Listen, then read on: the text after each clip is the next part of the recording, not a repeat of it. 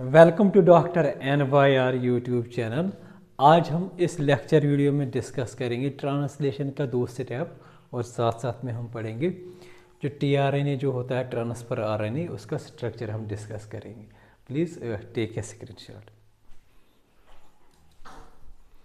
जो ट्रांसलेशन का जो दूसरा स्टेप आता है वो होता है इलांगेशन। इलांगेशन का मतलब क्या होता है, जो tRNA जो होता है ट्रांसफ़र RNA वो एक अमीनो एसिड को लाता है एक साइड से, फिर वो किससे दूसरी साइड जो हमने लास्ट वीडियोस में पढ़ा है पी साइड से निकलता है, और पी साइड से क्या होता है पेप्टाइडल ट्रांसफरेस एंजाइम जो होता है ये एक बॉन्ड बनाता है जिसको बोलते हैं पेप्टाइड बॉन्ड। तो ये जो पेप्टाइड बॉन्ड जो होते हैं बहुत सारे अमीनो एसिड्स मिलके इस तरीके से ये क्या होता है एक अमीनो एसिड का चेन बनता है। तो इस तरीके से ये इलांगेशन होती है अमीनो एसिड की और एक पॉलीपेप्टाइड चेन बन जाता है, ठीक है ना। तो ये जो पेप्टाइड बॉन्ड किसके बीच में बनता है, कार्बोक्सिल ग्रुप के बीच में, और ये कहाँ पे बनता है, पी साइड पे, ठीक है ना। जो 3 साइट्स होते हैं, P site, A site and E site, जो हमने ऑलरेडी प्रीवियस वीडियो में हमने वो डिस्कस किया है। एक कार्बोक्सिल ग्रुप होता है एक अमीनो एसिड का, और दूसरे अमीनो एसिड के अमाइन ग्रुप के साथ ये पेप्टाइडल बॉन्ड बनता है, और कहाँ पे बनता है, पी साइट पे, ठीक है ना। और इसको कौन बनाने में हेल्प कर देता है, पेप्टाइडल ट्रांसफरेज।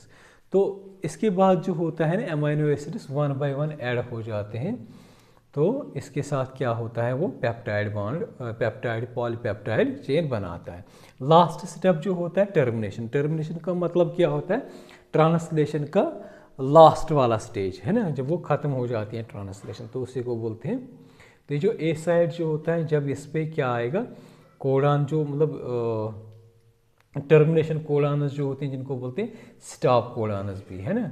तो ये जब ए साइड पे पहुंचेगा तो ऑटोमेटिकली क्या होता है, tRNA जो होता है ना वो अवेलेबल नहीं होता है ए साइड के लिए, और इस तरीके से जो tRNA पे अमीनो एसिड्स जो होते हैं वो इस टर्मिनेशन कोडान की वजह से tRNA से बाइंड नहीं हो जाएंगे। तो इस तरीके से जो होता है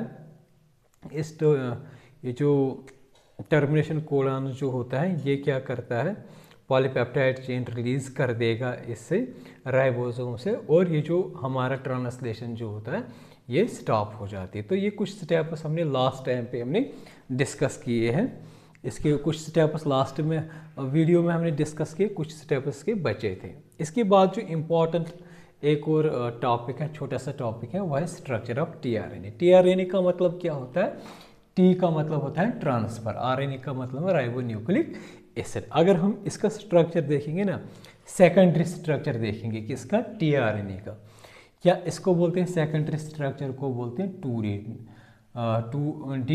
2 डायमेंशनल स्ट्रक्चर भी बोलते हैं। वो बिल्कुल एक क्लोवर लीव जो होता है उसके जैसे दिखता है, ठीक है ना। लेकिन अगर हम 3D स्ट्रक्चर देखेंगे इस tRNA का, बिल्कुल एल शेप्ड स्ट्रक्चर मॉलिक्यूल की तरह से दिखता है।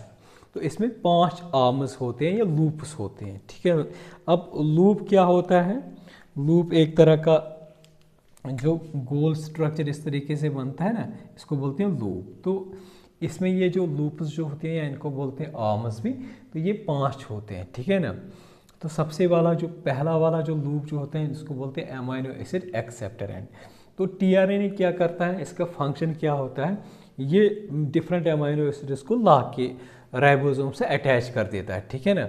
ये इस तरीके से स्ट्रक्चर होता है ना, यहाँ पे हमारा mRNA होगा, mRNA के ऊपर बहुत सारे कोडानस होते हैं, तो उनसे वो बॉन्ड बना के इनका फॉर्मेशन मतलब ट्रांसलेशन कर देता है। तो ये जो अमीनो एसिड एक्सेप्टर एंड जो होता है यहाँ पे क्या हो जाएंगे, ये अमीनो एसिड्स बाइंड हो जाएंगे। ए लिखा है मैंने शॉर्ट में अमीनो एसिड, ठीक है ना। दूसरा जो लूप जो होता है वो होता है टी लूप। टी लूप जो होता है, टी का मतलब क्या होता है, ये वाला टी लूप है, ये वाला हमारा हो गया अमीनो एसिड आर्म या acceptor arm, amino acid acceptor arm.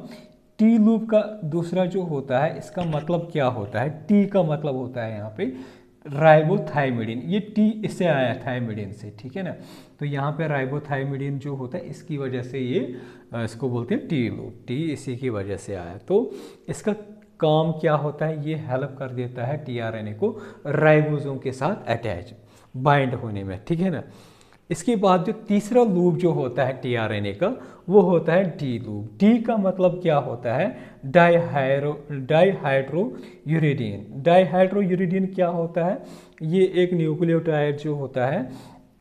अगर हम देखेंगे जो आरएनए जो होता है, जो टीआरएनए भी एक आरएनए होता है ना, तो उसमें यूरासिल होता है। यूरासिल को यहाँ पे क्या होता है, रिड्यूस हो जाता है, तो वो यहाँ पे क्या बनाता है, डाईहाइड्रोयूराइडिन, इसीलिए इसको बोलते हैं डी लूप, ठीक है ना। इसका काम क्या होता है, जो अमाइनो एसिड सिंथेटेस एंजाइम जो होता है ना, उसको यहाँ पे ये उसको बाइंड करने में हेल्प कर देता है ये डी लूप, ठीक है ना। इसके बाद आता है वेरिएबल।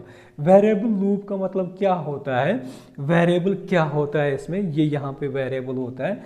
टीआरएनए जो होता है डिफरेंट जगह पे होता है, डिफरेंट प्लेसेस पे होता है, उसके साथ साथ जो होता है डी वेरिएबल आर्म जो होता है, ये इसकी जो मतलब अगर हम इसका देखेंगे, इसका जो कंपोजिशन जो होता है या इसकी जो लेंथ जो होती है, इसकी जो मतलब कंपोजिशन या लेंथ या इसकी जो कभी किसी जगह पे छोटा होता है, कभी किसी जगह पे बड़ा होता है। तो इस तरीके से जो होता है ये क्या होता है, वेरिएबल लूप बोला जाता है। एक और इसमें आम होता है जिसको बोलते हैं एंटीकोडान। ये जो होता है ना, इसमें बिल्कुल बेसिस होते हैं, कॉम्प्लीमेंट्री होते हैं कोडान। कोडान किस पे होगा, यहाँ पे अगर कैमरा पे दिख रहा होगा ना, यहाँ पे एमआरएनए होता है, तो यहाँ पे कोडानस होते हैं, और ये वाला जो लूप होता है इसको बोलते हैं एंटीकोडान लूप। इसकी बिल्कुल कॉम्प्लीमेंट्री बेसिस होते हैं, मतलब यहाँ पे एंटीकोडान होगा CUC, और इसके बिल्कुल मैसेंजर आरएनए पे क्या होगा, GAG, जो कोडान होता है।